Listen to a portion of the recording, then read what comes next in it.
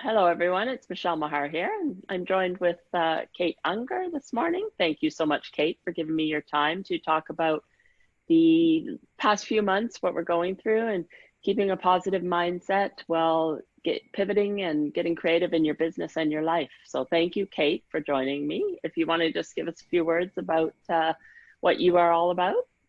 Absolutely. Thank you so much, Michelle. I was really looking forward to our call this morning. I've been watching your posts on pivoting in positivity, and I loved it. I thought what a great perspective and what a great helpful tool to help everyone to look at the bright side. Right. Yes, for sure. Absolutely. So I'm an image consultant and a health and lifestyle coach. I am also from background, I'm a healer, and my specialty lies in nutrition and in healing on that aspect of things. I've been an image consultant since 2003 and integrated it into my business of health, beauty, and wellness. And I help busy entrepreneurs like you, Michelle, and so many others, as well as men, to look and feel empowered and confident with ease and fun, taking you from invisible to magnetic in less than 30 days without decision fatigue. Amplify your image, your style, and results. So my business has radically changed because my business was, like so many, and as you as well, face-to-face. And now, of course, it's face-to-face, but it is on Zoom. So Right. Big changes. Right, yes. And of course, that's the same for so many of us, just like myself, when I made a conscious decision at the beginning of the year to make sure that I had vendor events with tables booked. So I had March, April, May all set, one after another, and I was getting all prepared for those. And when everything got shut down, well, and they started being postponed. First, they were postponed. Some of them were postponed till June. And then, of course, now they've been postponed till the fall. But now they've also been changed to online in the fall. So it's, and a couple of them I haven't heard anything about yet. So yeah, exactly. And at the beginning of all this, when it was March break. So the kids were going to be off for a week, and then they made the school off for another 2 weeks. So we thought, okay. And then the hair salons, nail salons were told to shut down for 2 weeks. So we thought maybe a month, and then we'll be back to normal, as it were. And then went to maybe 6 weeks at most. And now we're almost, we're sitting at 4 months later. And everybody has kind of adopted this new routine or got into some new sort of routine. So yeah, for myself, I found that really at the beginning, I think it was the same for everybody. Everybody was just glued to the TV, glued to the news. It was changing so rapidly, and it was like we were watching a movie and we were part of it. Yeah, no kidding. I've used that on more than one occasion. Yeah, I mean, that's how it felt.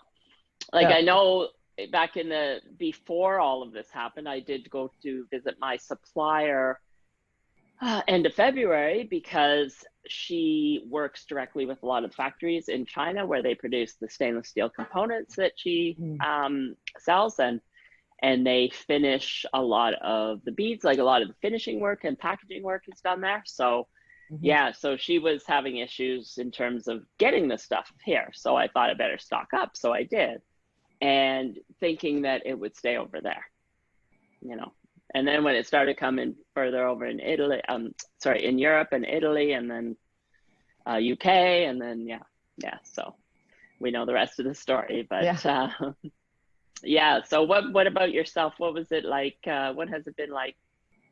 What was it like in the beginning, I guess? Well, right from the very beginning, I had questions.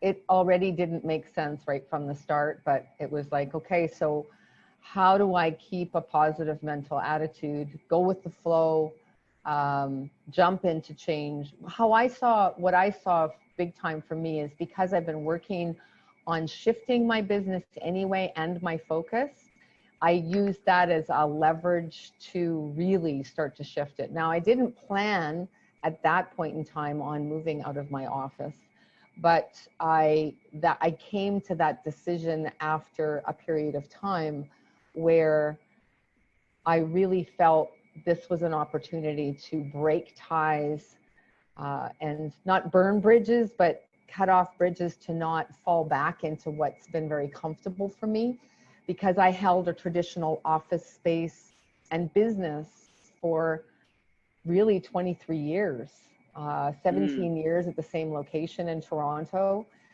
I had a health clinic in a medical office building in Mississauga, and just did a revamp and redecorated at the beginning of the year. Did a recommitment really to that aspect of my business. It's always been an integration of health, wellness, and beauty, but I've been wanting to lean much more into the image and color and style, for I see how much of a need there is.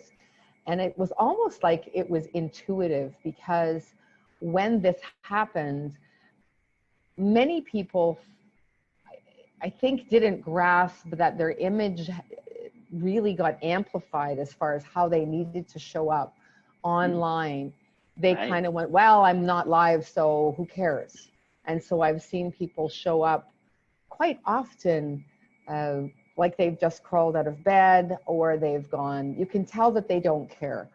And it's interesting because I've had conversations with different people, not being in my industry or your industry as far as the beauty aspect of things, but people that aren't as conscious as we are about that. And even my husband made a comment. He said there was a lady on my networking event, and he says, I would definitely never work for her, because it's really, it didn't show me any confidence in her by the way that she showed up.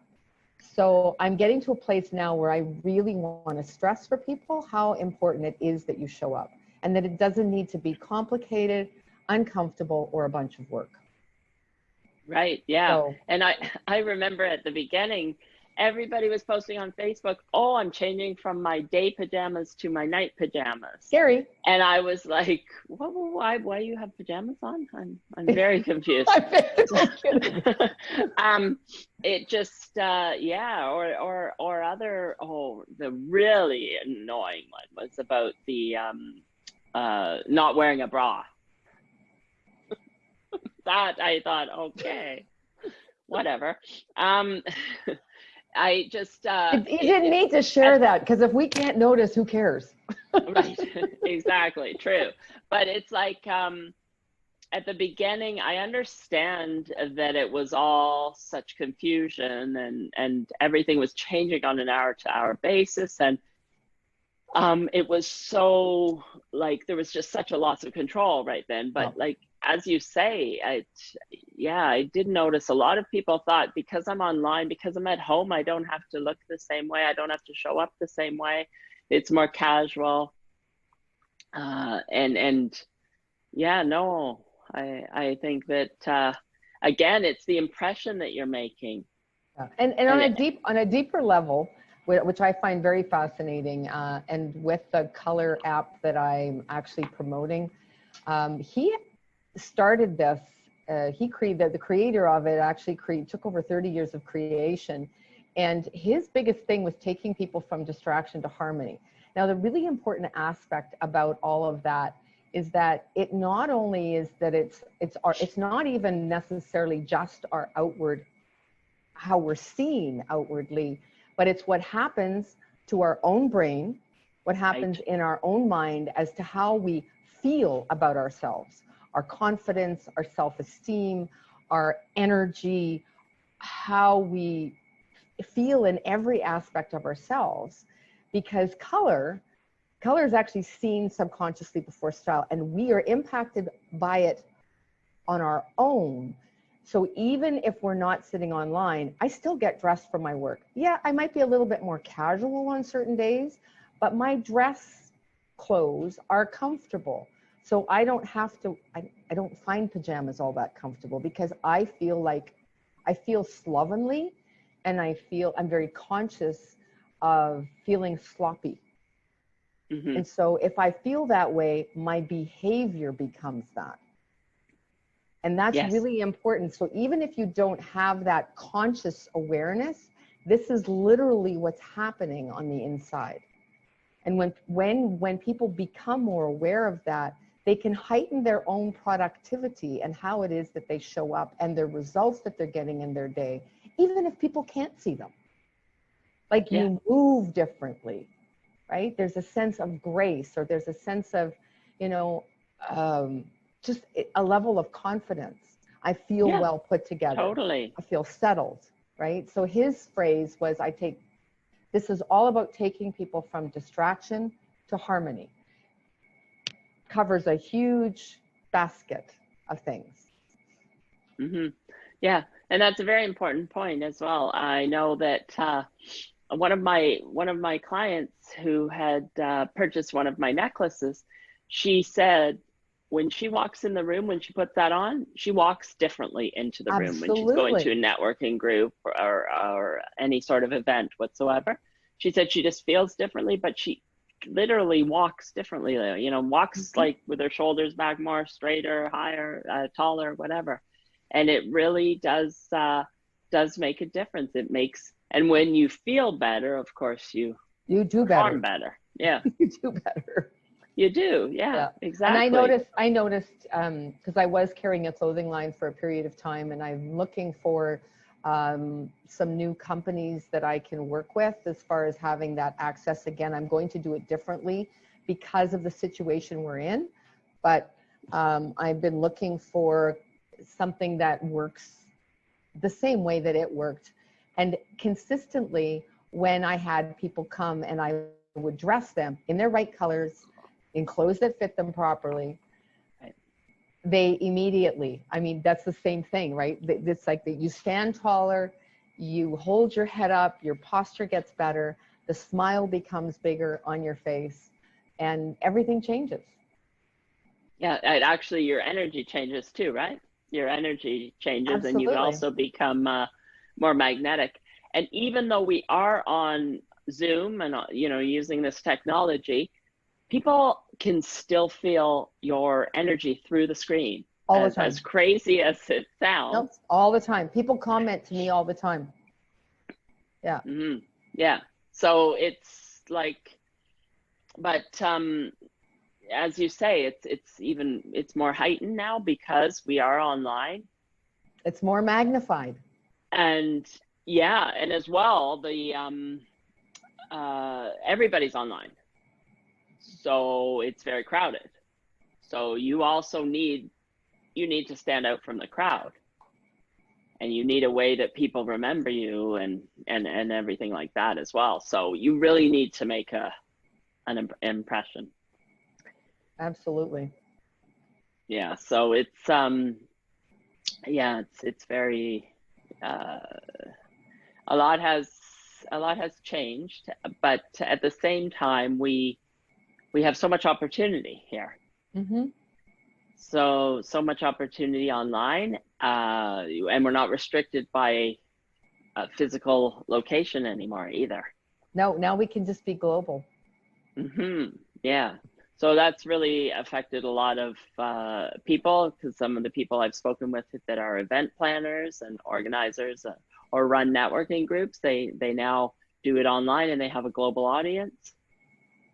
It is something I think we'll see continuing. Yes, there's definitely, we can always see opportunity in crisis. Yes. So it's very easy to fall and feel sorry for oneself, or if you've actually got a job that you're used to getting paid for and now you've got the government support and it's a holiday, but many of us are business owners, and I think many people, like you had mentioned, maybe took a couple of weeks to chill, thinking that this might be a short-term thing, and then started to wake up to the fact that it's not so much. No. So I think that I know that there's been a rise statistically in suicide. There's been a rise in depression. There's been a rise in abuse. There's been a rise in all kinds of things. So the isolation that has been created in all of this carries with it a lot of danger for people, more so than the risk of actually contracting the virus itself. They're finding that, as far as statistical numbers are concerned, that there's a much bigger price to pay than I think anyone expected. And so this whole getting ready for the day, as we've been talking about, a couple of other things that are extremely important: get exercise every day, get out in the fresh air, create the space. I mean, if you have to drive somewhere to go to a park, then drive somewhere to go to a park. Get out in the fresh air, spend time in that space. Prayer and meditation, reading uplifting things, getting really committed to and being consistent with that, because we have to take care of our mind. Again, we are inundated with so much negative information that it's so super important that we take care of and listen to what it is that inspires us. And Right. stand in that space and recognize that our spiritual life, you know, I've gotten back to starting to make my mini videos in the park. I actually have 2 to post, one from yesterday and one from today, but getting back into the swing of that. And for me, the biggest learning is really learning social media better so that I can really be consistent in that realm.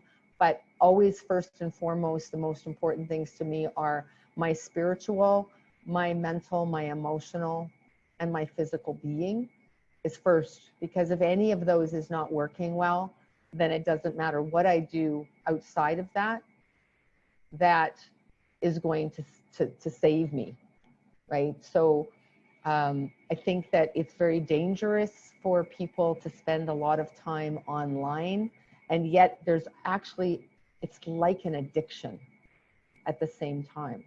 And so we need to guard the gates of our mind, which are our ears and our eyes. It's so important that we do that.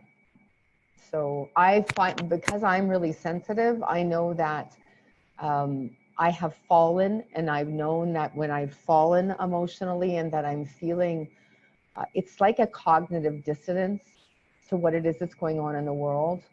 It's kind of a shocking reality. I mean, if you're not looking and you don't see it, then that's also another extreme. I think it's important for us to have an idea of what's going on beneath the surface of what we see, but we do have to be careful to have balance and to have that self-care, not just in our appearance on the outside, but Right. taking care of what is on the inside is super important. So the conversations that we're having, my husband and I have a habit of having really good conversations. We go out for walks together, and we have to make that happen. I love movies, but I'll tell you something, is I've always been particular with my movies, but I kind of got a little bit more lax and allowed more movies into my space that were really not helping me emotionally at all. So there was more negativity, more violence. And I am so rigid about what it is that I watch, that I allow into my space. Because the more people watch that, the more numb they become to what it is that's going on, and they become more accepting of the possibilities for the future in not such a positive way.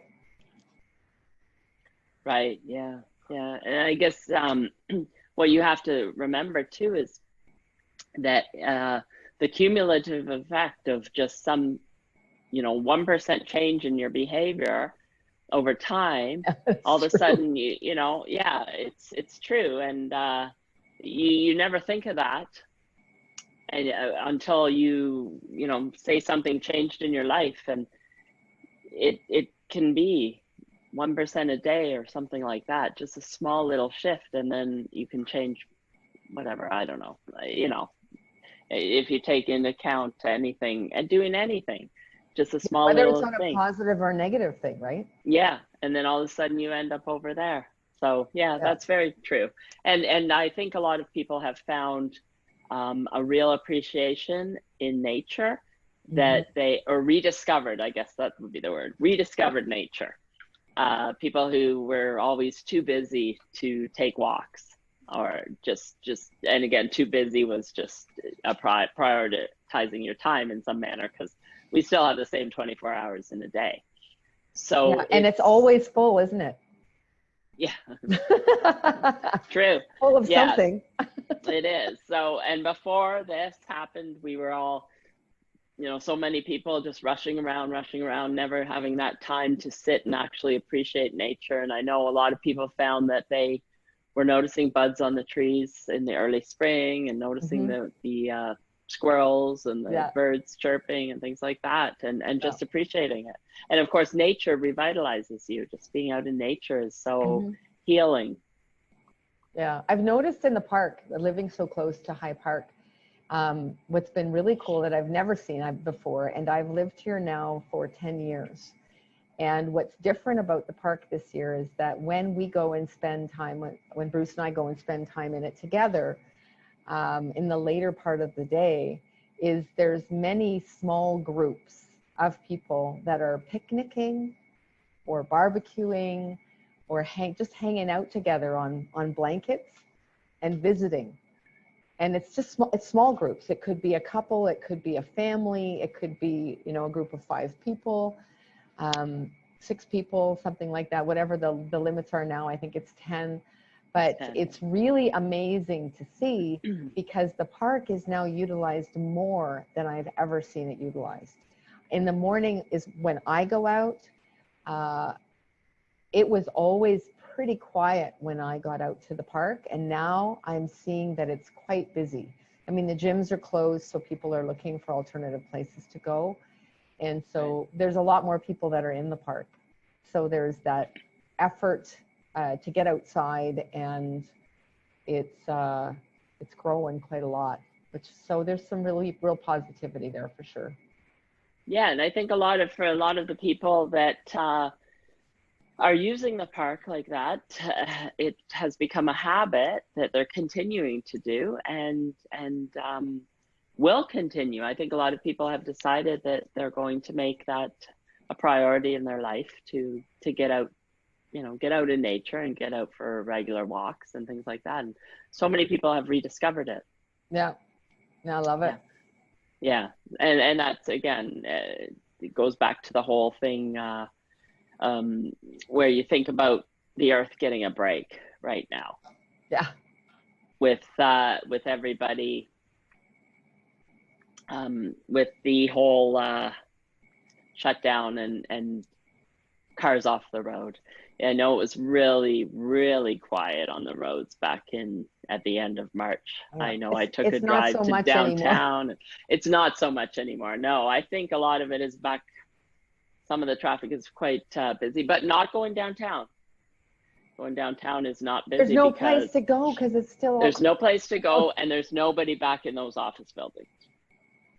Wow.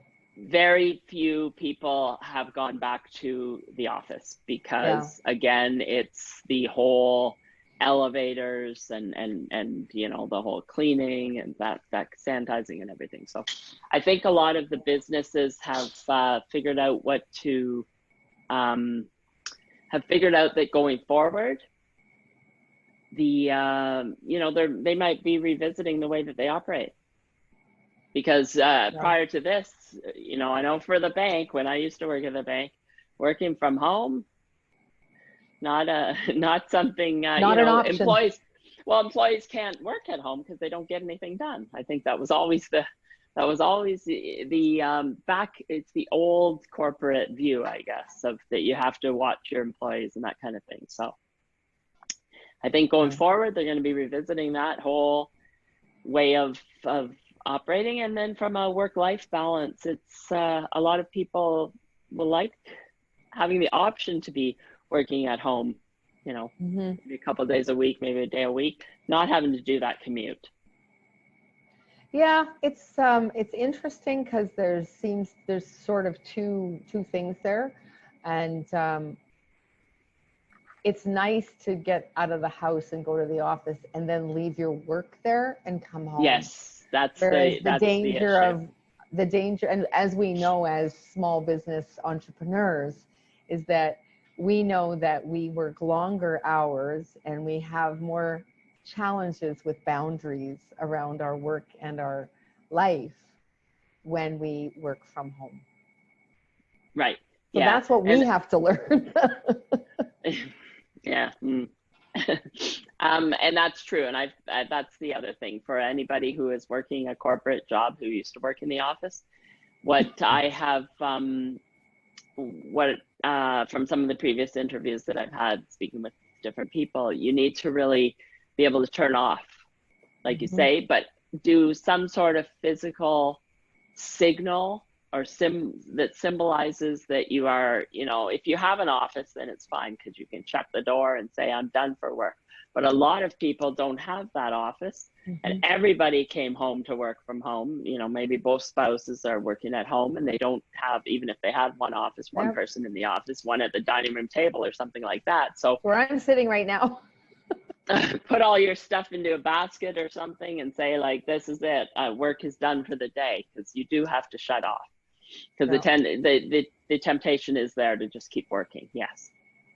And you're on and you're connected, right? So it's 24/7 that you are connected and you are available. So, you've got the phone. So that's the danger. A couple of ideas that I think are really powerful. And I think that people are adopting this, but I think that a lot of people still could be served by it. I remember being in a workshop, or it was just a talk I was listening to, and it was the woman that was speaking was a friend of mine, Carolyn, and she was talking about how many of you would like a personal assistant. And so of course the entire room put up their hand, and she said, you already have one. You have voicemail. And how many of you would like a scheduler, or, she used different parameters. Create an automated calendar forces us to create a schedule, right? So that we can trust the schedule. We need to put it in a box. And then what am I going to do outside of that? So, and I have been the worst scheduler, and I'm learning bit by bit to rein myself in, because I love to be in a space of flow and creativity, which you probably do too. You might be better at keeping your schedule than I, but no. So it's a really good, so if we schedule in our creative time, and we schedule in so what I need to do, how many times a week do I have to do this, or how many times in a day, different people with different jobs. So it's like leaving a voicemail where I check my messages on my phone so many times a day. Put your phone to the side so that you can focus on doing one thing on your computer at a time. There's a saying that I heard recently that I think was very powerful, that scientifically they've shown when we multitask, it's actually like making your brain a milkshake. So it literally damages the brain by multitasking. And I know for me, it's been work to focus on one thing at a time. Like, for example, I was working on something where I was waiting for responses. It was on a chat that I was getting some help with, and I was waiting on responses. I was trying to deal with something, and I literally put my hands to my side and I sat there and I went, I'm only going to deal with this. Because if I start going here, I'm going to forget about this. This isn't going to get dealt with, because they're going to be going, are you still there? Are you still there? And then it's not going to get resolved. And then I'm going to have to start over again tomorrow. Right. But so important for us to bracket things and clear the space of the things that we don't want to be distracted by. Right. Like our telephone text. Right? If we're working on something on the computer. Yeah, no, it's true. It's true. I know. I heard that same thing just recently too. Yeah. If you're trying to get everything done, you're going to get nothing done. Yeah. And I've turned off my notifications on most things. I haven't figured out on some to do. And then so what needs to be scheduled in is go and check what's happened on segmented times. Because if I don't do that, what happens is that I do really well over here, but I don't do really well over here. And then I go, oh, I need to focus on that. And then this lacks. So it's about creating times that I can go, okay, so here's a shift time. So I'm going to work on this for 40 minutes, give myself a break, go and get some water, coffee, do something physical, do something completely different so that your brain is wiped from that task. Right. And then move to the next task. Don't book back-to-back phone calls or go, hey, you know what? I've got, like our phone call is almost over and I have another call at 11. You have another appointment at 11 o'clock. Yeah. So if we give ourselves even 5 minutes of space in between where we're not going, oh my God, scrambling to get to the next thing. Buffer zones.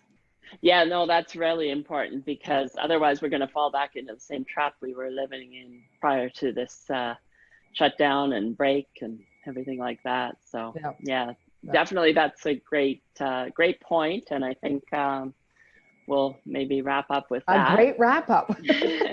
But definitely it's, yeah, because we want to look at things, how we were living before and how we want to be going forward. And let's put the power, give us ourselves back our power and keep our power. Yeah. All right. Awesome. Okay. Well, thank you so much, Michelle. Thank you, Kate, for your time. It was great talking to you. Thank you for inviting me. I really appreciate it. And yeah, hopefully we see each other soon. It's great to connect. Okay. All right. Thanks. Bye-bye. You.